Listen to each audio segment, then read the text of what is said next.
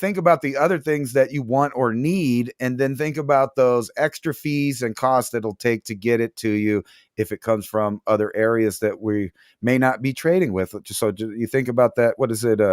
What's the tariffs now on China right now? So they may have no choice but to 246%.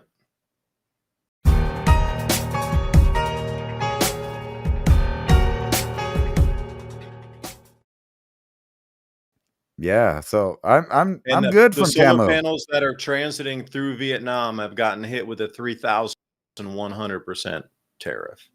So China was trying to reroute solar panels through Vietnam using some of their manufacturers. These are manufactured in Vietnam, but they caught them. Same thing Mexico does. They just tear off the label and put a made in Mexico label on it, though it came from China. So this whole rerouting of solar panels, again, I don't understand why it could have been clothing, but why did they ping the solar panels? They could have pinged literally 10,000, 20,000 other products, but they pinged the solar panels and put a 3,100% tariff on it. So if it costs you $1, the tariff to bring it in is $31. Yeah. But answer me the question, why did they go for the solar panels? I don't know, man. They don't want you doing stuff at home whenever they shut things off. I could put that in a box. I could store that. I could pop that out after the grid's off, not before it or during it, but afterwards. And I'm rocking and rolling. I mean, that's just how it is. Yeah, and if I could add one thing, that I watched a couple hacker video. This guy, he's called the Ethical Hacker, and he was saying that the technology they have now, even if you get a text message but you don't answer it and you delete it right away, it just came to your phone. They have access to your phone. Now, this is letter agencies that have this tech. They send a text to your phone, and irregardless if you even look at it or you instantly delete it, or even if you don't interact with it and you just leave it and you never even do anything to get it to pop up, they already have access to your phone. And they were asking, well, how do you guard against that? And they're like, you can't. There's no way. The same way you're saying that, through LED lights that they're able to come into the home or whatever, come in and invade devices. It's getting to be a strange world where we're living now. Hold on, man. I just got a text that said 42 virgins. I think it's a wrong number, though. I should put this in my lockbox so it don't blow up. That was Baskin Robbins, man. They sent you the wrong text. I'm just kidding, but you're right, man. We've seen in recent times literally assassinations done through the network. And, they didn't need to put extra explosives on that stuff. You can make a battery, one of these batteries that go in here. And I'm sure there's plenty of videos on the internet where you could look up these batteries that come in here and watch how big of a bang happens from that. Matter of fact, I watched one that was a CCTV camera footage of inside of an office when someone left their MacBook open and it just said boom and lit the entire office on fire. It burned in seconds. Yeah, we're at that point now where perhaps it's good not to have some of these devices around. But I will say word of caution to everybody out there. Your number one list of things to buy should be light bulbs. I know we're talking about LEDs here, but really no light bulbs are made in America. They're all made overseas. So this tariff thing coming in, okay, it is what it is. But it is a purposeful shut off of all goods coming to America because an enormous amount of those come from China. An enormous amount come from India. All right, this tit for tat thing, the transshipment from Hong Kong, from Singapore. All these shipments are not going to be coming here because the hub from Hong Kong was used quite regularly to send mail packages. So if you're going to bundle something, you're going to either send it to Singapore, or you're going to get it up to Hong Kong. And all those countries in the periphery, there, and Bangkok might be as well. But that would all be going to Hong Kong to fast track back to the States. That's done. They're no longer doing any packages out of Hong Kong to the United States. Light bulbs are going to be a big one because we could sit here in 2025 and 2026. And if you don't have any LEDs and you run out of your light bulbs, you're going to sit in the dark in our modern era without light bulbs.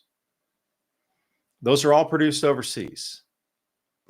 And finally, if we do bring them back and get the manufacturing back, I cannot see it'll be $40 to $50 for a light bulb if you can get your on-demand ordering ready. So, me doing an inventory of things I need in the last few days, I bought voltage regulators for my mower and for my bush hog. I know I need that. Extra tires, you're going to need those. Like things that aren't going to be forthcoming. I know we do some tire production in America, and we do. But the lion's share of tires came from overseas with our manufacturing under that label, Goodyear, Uniroyal, Firestone, whatever it is. Those plants were in other countries. So the native created tires or produced is just literally 1/10 of all the tires coming in. So 1 out of 10. Okay, if that other 9 goes away, then the demand for that is going to well outstrip the ability for them. Now they eventually will, come up to and meet that demand, but it's going to take them years to do that. You lose one tire on your car, you're inoperable, you're not moving. Yeah, you can use the spare for a minute, but something as important as tires and light bulbs. I mean, we're going so rudimentary back into time here. I would encourage everybody to take a list. Like Ransom, I'll ask you, what do you think the most important things are for people to buy right now? And it's not really planting seeds and that sort of thing. I'm just talking about things around the house, like PVC piping. Okay, I know I need some 1/4 inch PVC. I need some thread couplers. I know I'm going to need this because our stuff breaks every so often, and I've fixed it a few times. Going to need some kind of shark clamp with some PEX or whatever. Those are the things I'm buying too, but in like 6-foot segments because they usually only need like foot piece or something. So I'm trying to think of things that I might need around my home that have already gone wrong. So what are you seeing for a list of things that people might need or want to think about moving forward? Well, it's ironic because we kind of preached for several years in a row there, and we talked about redundancy a lot.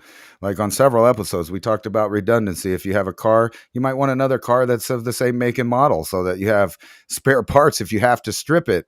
Um, Tools, you need more than one tool, like all of the main tools that you use. And that's a really good point. What you said is things in your house, you might want to have the supplies to fix your, like, so shut off valves, things like that. You might want to have a whole box of those, enough to retrofit your whole house in case they break. I mean, um, things like that. And you're right, PVC pipe, if you don't think you'll be able to afford it, or it might not be available. And it's almost like with this light bulb thing, I was just reading that, we barely make any of them. And most of the, almost, if not all of the Sylvania and GE, I think, yeah, GE, 70% of all of those are made in China. So they're just going to cut that off. That's just, when the back stock runs out, that's that. So right now the stores are full. People don't get it. And then other things that we talked about, you should have already bought all your, solar lights, survival gear. It wouldn't be a bad idea if you had the money to literally buy, like, I don't know, 20 water straws just to have. And those are individual personalized thing, and they last a long time, and thousands of gallons. They basically don't break. It's one of those things. You should have plenty of space blankets and ways to stay warm without electricity or fire. Because if you think about it, if you're in the dark, we already know what happens here in America. I play this video once in a while. All kinds of bad stuff happens if you live in a city, if it's out for more than 24 hours. And I mean a lot of bad stuff. And we've been looking across the news headlines. People are doing those bad things now when really society is not bad at all. But yet those things are already happening. And it's almost as if the world elite got together and said, you know what, let's beta test what people will do if they run out of specific products. I like, will they freak out? Will they overbuy? Will they hoard? And it's like, maybe they just said, you know what, let's stop the toilet paper supply for a minute and then make people worry about toilet paper. And then they said, you know what, let's see what they'll do if we raise the price of eggs all the way up where they think they're not going to get eggs anymore. And we see the results of those things, whether they were manufactured or, if some people like to believe, that's just just happened in the course of events of nature and history, that there was no, people back there studying what happens if the toilet paper stops going to the store. What will people do? Will they freak out? Will they, do this or that? And, I bring this up a lot, but a few years ago, I can't remember what the year was, but the EBT, the digital soup kitchen network went down on its own. I don't know. I don't remember if it got hacked or they had some kind of internal problem or whatever, but people were freaking out when they went to Walmart and their card was worthless. It was worthless. They couldn't buy anything with it. The machines wouldn't take it. The employees were like, sorry, it's not my problem. You got cash? You got credit? You got debit? What do you got? And that's bad enough. But imagine if the power's out, there is no refrigerated foods in your town. Well, what are people going to be trading for, like a chicken, for some tomatoes, for a bushel of corn, to get their family through the next week or whatever? You can see where people are going to be, just like in the olden times, breaking out a little bit of silver or gold. Here's you a nugget. Will that do? And they'll be like, sure, because they know that eventually the system will come back. And when it comes back, they're rich. And unfortunately, people have done this time and time again, cycle after cycle. They do it with everything. They do it with stocks. They do it with gold. They do it with actual paper money. They'll hide it. And then whenever the dollar goes up, they'll get rid of all that money. So, if you were at home, I would suggest that A, take care of your food, B, take care of your water, and then make sure you have plenty of lead supplies. And then after that, the redundant things, there may be a portion of time where people don't lose their minds, and maybe the neighborhood gets together and they don't tolerate looters and they don't tolerate outsiders. And in that case, then all of that extra stuff that you got, it's not only tradable goods, but you can fix your own stuff and keep using your own equipment, and maybe not be hit so hard if anything does happen. Myself, I know that if anything elaborate or a real big emergency happens, the town I live in is a no-go. I'm not sitting here fighting over this little piece of dirt that has no water, without a grid, without, pumps and desalinization and cleaning it and all of that it takes to get me a drop of water at my house. Once the electricity turns off, that's gone. Now I have millions of people to contend with for a drop of water, for space, for animals that might be. I don't want to be doing that. So my plan is not even to be here in this area, and to be somewhere else that I'm not going to disclose, that has better things going on in nature, where there is water, where I could stick a water straw in a dirty puddle and I'm okay today. There are few things you can count on in a major disaster. Having your water supply cut off is one of them. With the Alexa Pure Emergency Water Bank, you'll have months of drinking water in your home. Everyone else will stand in line waiting to get just a few bottles. It's one of the easiest, most affordable ways to store emergency water, and it takes up hardly any space. The Alexa Pure Emergency Water Bank includes 1 BPA-free liner, comes with a siphon pump for extracting water, fits just about any bathtub, large or small, fills quickly in 30 minutes or less, holds up to 65 gallons of water, and keeps water fresh for up to 16 weeks, holds about 2 months of water for one person. A person can generally survive without water for about 3 days. However, the exact amount of time depends on many factors, including age, activity level, and overall health. Don't gamble with your life and well-being. Being prepared is easier than ever with Civilization Cycle and Alexa Pure. Maybe even some of those storable goods we talk about, if you can't buy meat and those other things, those things have a little bit in it and you can get by. Ransom will be out here on the farm with us. We'll be broadcasting, sitting at the same table here. We'll have to, the lag won't be here. We'll sit next to each other. But I would encourage you to take an inventory of things that might break or have broken before, or something you've had a problem with. So for me, like weather sealing around my doors and like rubber under the door or at the garage door, I'm replacing those again. Things that are around your house that could prevent cold or heat from coming in. I'm having another wall insulated. I'm going to do some foam inside, the expanding foam. I'm going to get somebody to like insulate the walls here. Now you could come out and go, well, there might be toxins in there, man. Well, it might get cold if I don't have it in there too. So, you're paying this trade-off here of things are available now to kind of harden the home up. And I would highly encourage you, like these lights or the camera or the, speakers or whatnot that we use for broadcasting. I do have Starlink, luckily, because the lightning storm It didn't even really, the power went out for just like a second and it turned back on. My router's fried. Like this whole thing too, because that company is only going to have so many of these devices. And I talked to the person because it happens quite a bit around here. I was like, why do your routers keep breaking? He goes, oh, we rebuild them, cannibalize them from other things. Very forthcoming. And if that's going to be the way it is, then how many more of these cannibalized routers are going to come across before their main supply is gone, where they just don't have anything to cannibalize? So luckily for me, maybe it's the right time. My router fried, so I got somebody coming by this week to install a new one. But maybe I should ask them, hey, can I get another one or buy one Right. outright to have another one that I could plug in or format myself, than relying on something else? Because at this point, one is none is, two is one and one is none.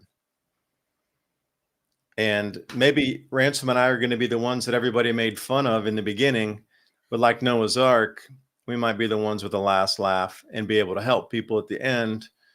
And the way you're coming out here, you have to have skills. I don't want your money. Your money's going to be worthless at that point. I don't care if you have the money. A lot of stuff's going to be unavailable. If you have the skills, though, to do something, then I can't buy that. That's more than money's worth. You were coming into this transition phase of economy anyway, where money and tokenization and digitization of real world assets are going to meet somewhere in the middle of, you have a real world skill where I don't need to get in that ecosystem of universal basic income / track trace stable coin issuance, that we can do something human to human. I'll give you a place to stay, food, security.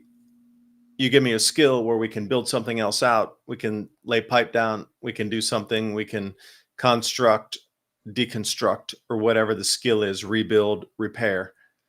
That's what's going to be valuable in these times moving forth, because from all the research I've done on this, China dry up, it is going to start to hit in less than 2 weeks. Now you'll see it spotty first, but by the time July comes in, July 4th, I think they're trying to time it with July 4th.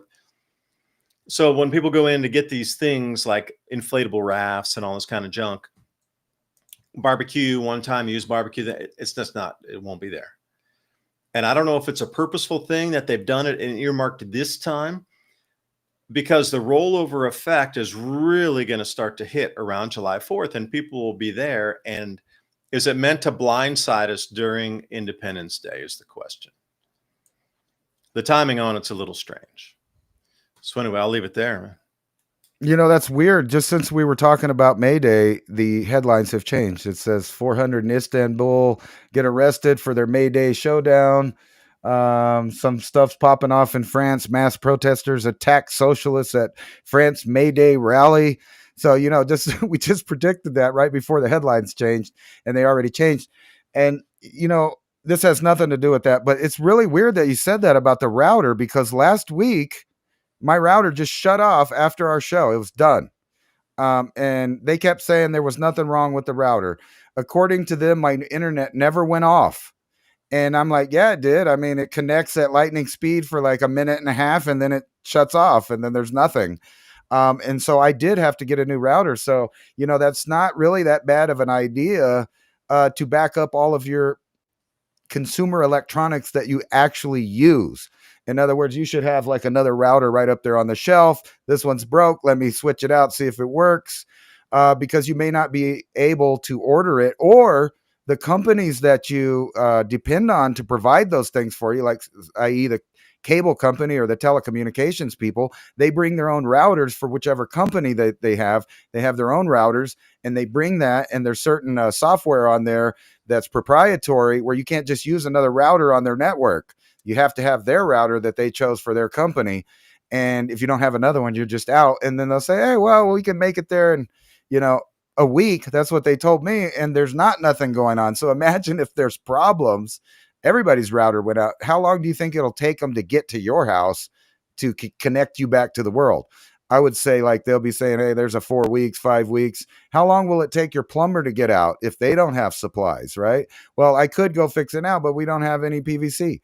But if you got cutters and fittings and shut off valves and your own little supply of stuff, well, you can fix your house and at least keep running and until the shortage is over. And just like I told people when the eggs were high up, just don't eat eggs for a couple weeks. Go to something else. So you have to have redundancy. Like I don't eat pork, but if there's no beef and there's no eggs and there's no chicken, I'm going to be eating pork despite not wanting to eat it. It's there. It's a backup. So, I watched a show with you. I think, what was her name? Marjorie. And you guys were talking about the amount of meat that you could build up if you just started a couple of rabbits and then they reproduce and you got more rabbits and more rabbits. And the same with the chickens. So if you got like a little redoubt out there somewhere or a country home, you should be able to take care of everything on that farm just like they used to do before products were ready available at the handyman store a long time ago. And now the big franchises. I think that's actually what we're going to move back to. You're going to see retailing stores pull back, but you're going to see independent people open up the good old fashioned hardware store again. Now, I don't expect that in the next year, but maybe in the next 2 or 3 years, 4 years, 5 years, you're going to see that trend build up where maybe you might have a store that you can go talk to Hank down there about propane and propane accessories so that you could cook your stuff and get a hammer or whatever. Yeah, and like you said, some of those items that you might have of PVC, if you have that much PVC and you got the cutters and the elbows and all that sort of stuff, you should be able to repair all of that yourself. You shouldn't have to call anybody. And remember the glue and the primer on that too. So if you're going to go out and buy all that PVC, make sure you get a couple of the cans of glue. I know they're not going to last forever, but get the primer, also the purple primer and the glue and all that stuff. But you should, at that level, if you have all that and you're calling somebody out to fix for you, that's you have to learn on the job. Like, Right. make sure you sand it all too to stick it together. Like if you got all that gear and the sandpaper to rough up the pipe when you're getting ready to put it together, you should call nobody. I mean, don't waste your money. Learn how to do it yourself. It's super simple, you know? I was going to say they have, they've kind of gone beyond the glue and stuff, and that stuff's good, but you got to remember to keep those cans somewhere where there's absolutely zero moisture because they designed those primer cans and those glue cans to rust as soon as there's any Yeah. moisture in the air. And they're bad, and then they start leaking right away. So you have to store them in a certain place. But there is a product that they have out there. I forgot the name of it, but basically you just pop it right on and it crinks in and seals itself. So if you Yeah, have that's PEX, several of those, right? PEX pipe. Yeah, it's expensive though. Those couplers are really expensive. They're all brass, real expensive. It's called shark bite where it snaps in there. It is expensive, but fixing your water in 5 minutes is also, cool. Because I recently I'm had with to you. do I all spent that. an hour under my house, and I don't like going under there. And nobody likes crawl spaces, man. If you like crawl spaces, you got a mental problem. But anyway, some people like that. Yeah, spending more than an hour down there, and the pipe was still broken. We didn't quite fix it. I still need to get back actually under there again. So just all kind of things that, as a homeowner, or if you're not a homeowner and you're renting and you get into a position, you're going to be continually fixing things. And pipe too, if you need a pipe wrench and all these things. What if you come across a metal pipe? That's a whole different animal too. And you're going to need real proper pipe wrenches at that point. Yeah. And I don't know, you could probably I- make an endless list of things that you're going to need, but at That's some funny. point you're going to have to barter for that, because you won't have everything you need. So where does that leave the world then? That's funny you say that because I stole all of the. I was at the dump the other day and I saw all those water heaters, and each one of them had one of those adapter pipes, the old pipe that went on there, and Yeah. I have a whole little pile of that same stuff because I knew that you just can't go get that at the store now, and that's already like that. Like those little pieces, you could put those together with the connectors and get around some of the spatial problems that you have and make it work.